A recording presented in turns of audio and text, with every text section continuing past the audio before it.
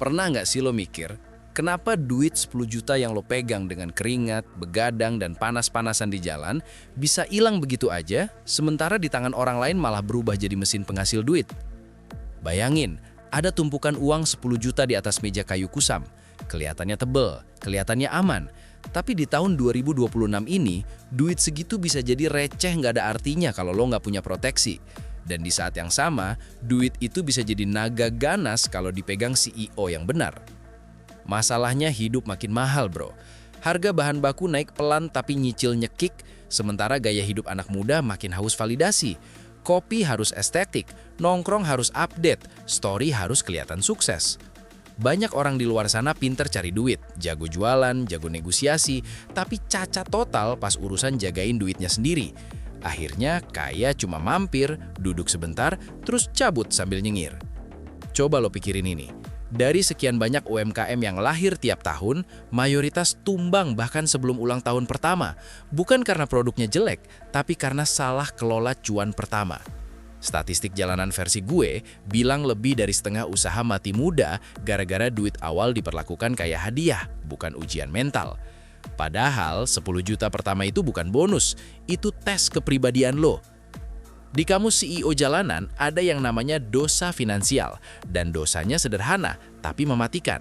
Lo ngabisin benih sebelum sempet jadi hutan. Duit yang harusnya ditanam malah dimakan, dipamerin, atau dikorbanin buat gengsi murahan. Video ini bukan ceramah, ini audit nyawa buat masa depan finansial lo. Audit yang jujur dan kadang nyelekit. Gue janji, kalau lo tahan nonton dan nyimak sampai menit ke-20, lo bakal pegang protokol nyekap duit. Cara bikin 10 juta itu beranak, tumbuh dan pelan-pelan naik kelas jadi 100 juta, tanpa harus jual hidup lo ke korporat atau jadi budak cicilan. Ini bukan sulap, ini sistem yang dipakai orang jalanan yang beneran naik level. Kenalin, gue di sini sebagai mentor aspal, bukan motivator salon, bukan teori langit. Di channel ini, kita nggak bahas dividen perusahaan luar negeri, saham ribet, atau mimpi terlalu tinggi sebelum lo becus ngurus profit dari gerobak, lapak, atau usaha lo sendiri. Di sini, real, kadang pedes, tapi tujuannya satu, bikin lo tahan hidup dan tahan kaya. Lo sadar nggak sih? Di tahun 2026 ini, salah satu lubang paling licin buat ngerampok 10 juta pertama lo, itu namanya digital flex. Logo buah kegigit atau HP layar lipat yang harganya bikin dahi berkerut. Lebih parahnya lagi, duit lo baru 10 juta, tapi lo maksa beli HP 15 juta pakai cicilan. Itu bukan upgrade, itu pengkhianatan ke diri lo sendiri yang lagi berjuang naik kelas. Coba kita pakai logika simpel aja. HP itu alat, bukan mahkota. Mesin bukan aksesoris. HP lama lo masih bisa nerima pesanan, balas chat pelanggan, bikin konten, buka maps, sama ngitung cuan. Terus nambah apa kalau lo ganti HP selain kamera lebih bening sama gengsi naik sesaat? Kalau nggak nambah profit, berarti itu bukan investasi, itu mainan mahal. Sekarang kita audit harga kesempatan. 10 juta itu setara 5 gerobak es teh baru, atau stok makaroni buat 6 bulan jualan. Tapi lo tukar semua itu demi frame kamera lebih tajam dan animasi lebih halus. Secara nggak sadar, lo nuker 5 potensi cabang bisnis cuma buat kelihatan update di tongkrongan. Kejem, tapi nyata. Fenomena ini biasanya kena ke orang yang kena penyakit kayak kaget. Baru megang duit, langsung pengen kelihatan sukses. Padahal, lingkungan sekitar lo sebenarnya nggak peduli juga besok lo makan apa. Mereka cuma lihat hari ini, story hari ini, bukan kondisi rekening lo 3 bulan ke depan. Validasi sosial itu mahal dan nggak bisa diuangkan. Gue kasih studi kasus sederhana. Si A ganti HP baru, cicilan jalan, duit modal kepotong, usaha stagnan. Si B tahan gengsi, beli alat produksi tambahan, nambah kapasitas, omset naik pelan tapi konsisten. 12 bulan kemudian, si A masih bangga sama HP-nya. Si B lagi mikir buka cabang. Bedanya bukan nasib, tapi keputusan kecil yang diambil di awal. Jadi dengar baik-baik, HP baru nggak bakal bikin lo pinter dagang. Kamera canggih nggak otomatis bikin pelanggan nambah. Tapi tabungan yang tebel dan alat produksi yang nambah bakal bikin lo tidur tenang pas kompetitor mulai perang harga dan satu-satu tumbang. Di situ baru kerasa siapa yang main gaya, siapa yang main otak. Sekarang kita geser ke dosa berikutnya yang kelihatannya keren, tapi sebenarnya bikin bokek pelan-pelan. Modifikasi alat tempur tanpa cuan. Di 2026 ini, motor listrik, motor matic, semua dipoles, dicat, diganti part, dipaksa jadi motor balap. Padahal fungsi utamanya cuma satu, nganter barang dan ngejar orderan. Kendaraan lo itu aset operasional, bukan kanvas seni pamer selera. Pakai bahasa CEO dikit, biar kebayang. Ada return on ad spend dan ada return on modif. Kalau modifikasi lo nggak bikin pengiriman lebih cepat, nggak nambah kapasitas angkut, dan nggak bikin biaya operasional turun, berarti itu biaya sampah. Keren di mata orang, nol di laporan keuangan. Realita jalanan itu kejam, bro. Banyak broker motornya kinclong kayak mau pameran. Tapi pas waktunya isi bensin aja ngos-ngosan. Cicilan ngejar, dompet kempes. Itu bukan sukses. Itu kemiskinan yang dipoles rapih. Dari jauh kelihatan kaya, dari deket bau stres. Coba bandingin biaya perawatan. Motor standar itu nurut, murah, dan jarang rewel. Motor modif itu manja, dikit-dikit minta perhatian, dikit-dikit minta uang. Bocor alusnya nggak kerasa, tapi tiap bulan saldo lo tergerus cuma buat nyenengin mata orang yang besok juga lupa. Daripada duit lo dibakar di knalpot dan cat body, mending alihin ke modifikasi otak, pelatihan, riset pasar, cari supplier baru, atau sistem kerja yang lebih rapi. ROI-nya jauh lebih kejam hasilnya. Motor lo mungkin tetap standar, tapi isi kepala dan rekening lo naik kelas. Sekarang kita masuk ke dosa yang paling sering dibela pakai kata kebersamaan, solidaritas tongkrongan, yang diam-diam ngebunuh modal. Begitu lo pegang 10 juta, tiba-tiba posisi lo naik di tongkrongan. Lo jadi pahlawan kesiangan, traktir kopi, rokok, cemal-cemil, seolah semua itu bukti lo orang setia. Padahal yang setia sama masa depan lo belum tentu mereka. Biar jelas, gue bedain. Sedekah itu mulia, gengsi itu mahal.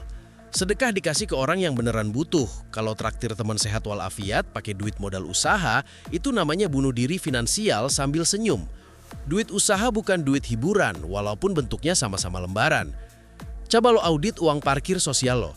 Nongkrong dikit-dikit 100 ribu, 200 ribu, kelihatannya kecil.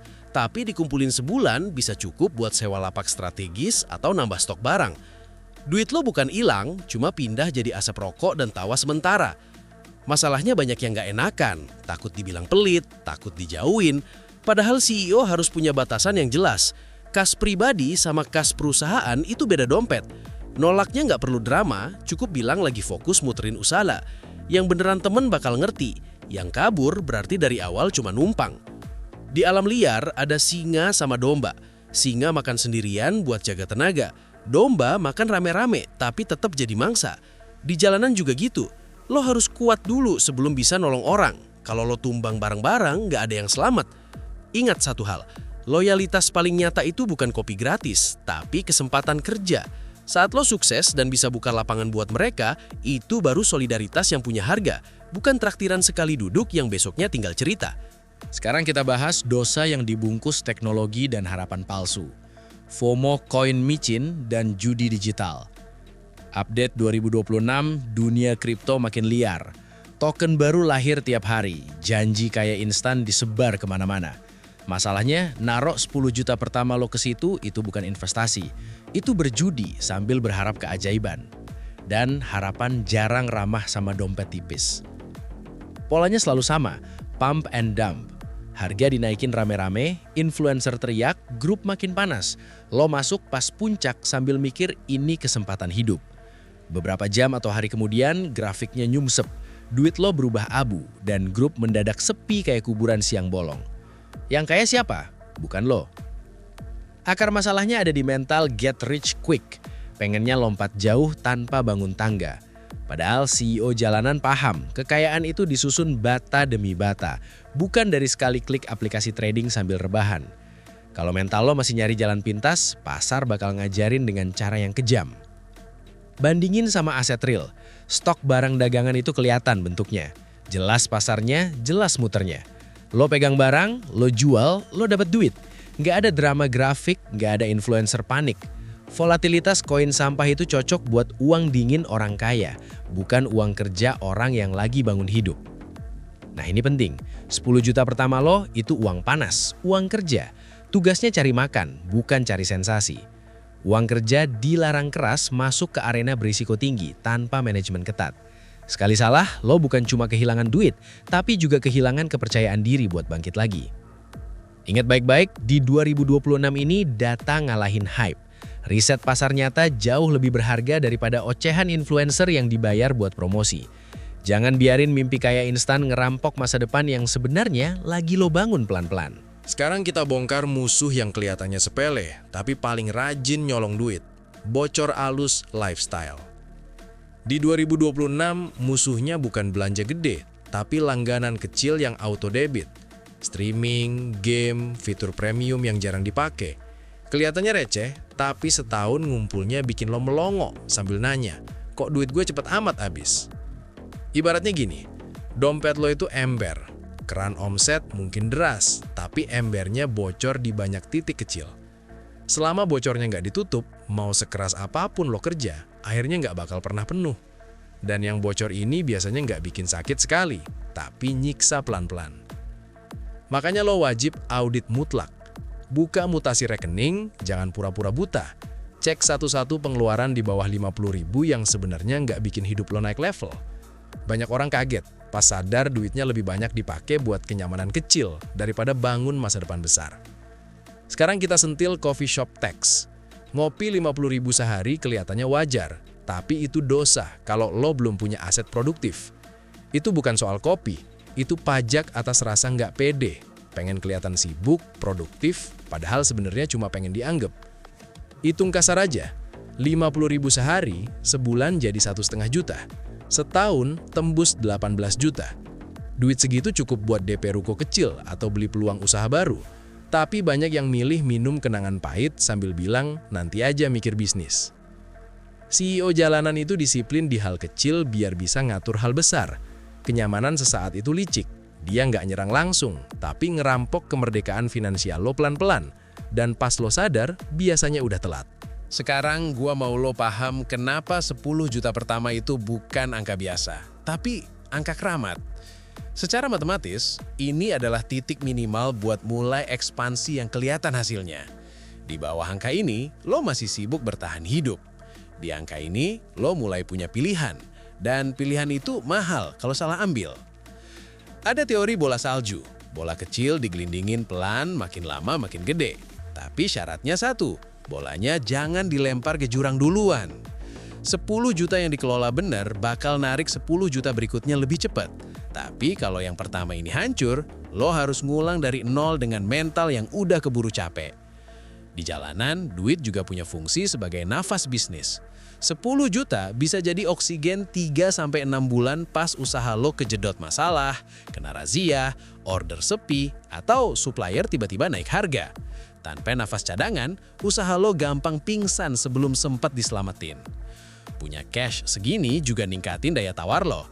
Lo bisa nego harga bahan, ambil barang murah yang butuh bayar cepat, atau nyambar peluang yang orang lain lepas karena kehabisan duit. Di dunia usaha, yang pegang cash itu bukan so jago, tapi pegang kendali. Realita pahit 2026, akses modal makin pelit. Bank, investor, bahkan koperasi nggak gampang percaya sama orang yang catatan keuangannya amburadul. 10 juta pertama ini adalah bukti kalau lo bisa dipercaya ngelola duit, bukan cuma jago ngomong rencana. Anggap aja duit ini uang kehormatan. Isinya keringat, capek, dan waktu yang nggak bisa diulang. Jangan biarin gengsi, FOMO, atau omongan orang ngerusak kehormatan yang udah lo bangun di aspal. Sekali jatuh, bangunnya nggak selalu semudah motivasi di timeline. Sekarang kita masuk soal navigasi aset, tempat nyekap duit yang nggak bikin jantung copot. Di 2026, emas fisik masih jadi safe haven paling realistis buat pedagang jalanan. Bukan buat gaya, tapi buat ngunci nilai duit dari harga pangan dan bahan baku yang hobi naik diam-diam. Emas itu pendiam, tapi setia jaga nilai. Terus soal Bitcoin, anggap aja ini emas digital, bukan mesin judi.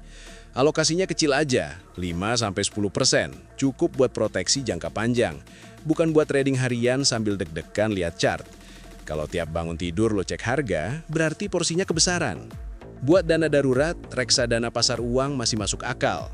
Duitnya cair, resikonya rendah, dan imbal hasilnya lebih waras dibanding cuma nganggur di tabungan biasa. Ini tempat parkir duit, bukan arena balapan. Tujuannya aman, bukan sensasi. Sekarang mikir ala jalanan dikit. Aset yang bisa disewain itu emas tersembunyi.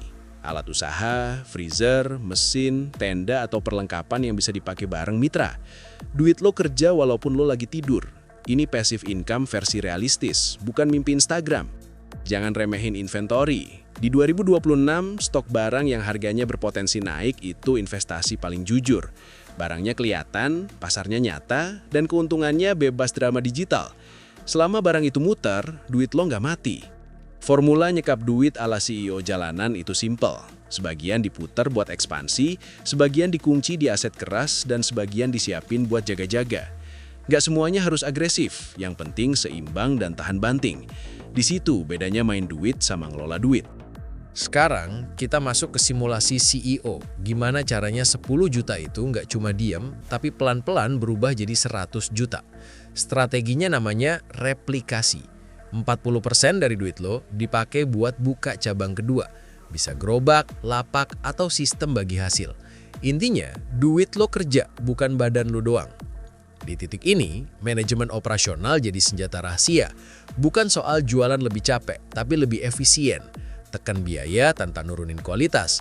Rapihin alur kerja dan buang kebiasaan boros yang selama ini nggak lo sadari.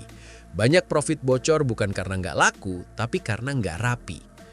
Sedikit dana wajib masuk ke branding jalanan. Bukan buat gaya, tapi buat naikin nilai jual. Kemasan lebih niat, pelayanan lebih cepat, atau sentuhan kecil yang bikin pelanggan mau bayar lebih tanpa kabur. Upselling itu seni, dan seni ini murah kalau lo ngerti caranya. Sekarang lo main di efek compounding.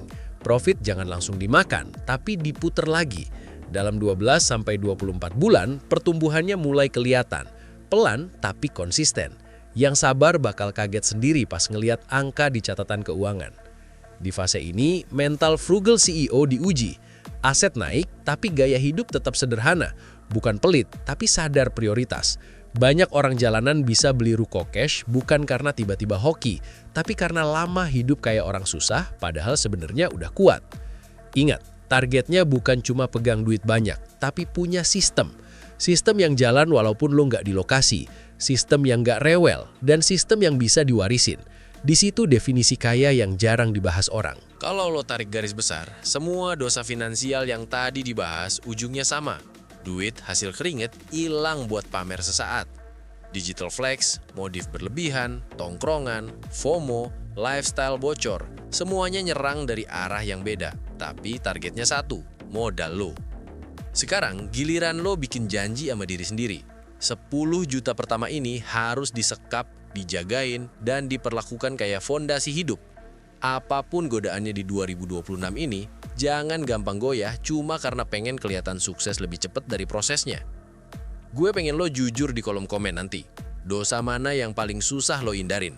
Tulis aja, gue audit satu-satu. Di sini kita bangun komunitas yang saling ngingetin, bukan saling pamer. Misi channel ini jelas. Kita nggak ngejar kaya instan, kita ngejar kaya yang tahan lama. Fondasinya dibangun dari bawah, dari aspal, dari keputusan kecil yang sering diremehin orang. Dunia nggak kekurangan orang yang kelihatan kaya. Dunia butuh lo sukses beneran, biar lo bisa jadi naga di aspal lo sendiri, bukan figuran di cerita orang lain. Gue CEO jalanan, eksekusi sekarang atau lo bakal tetap jadi penonton suksesnya orang lain. Sampai ketemu di audit berikutnya.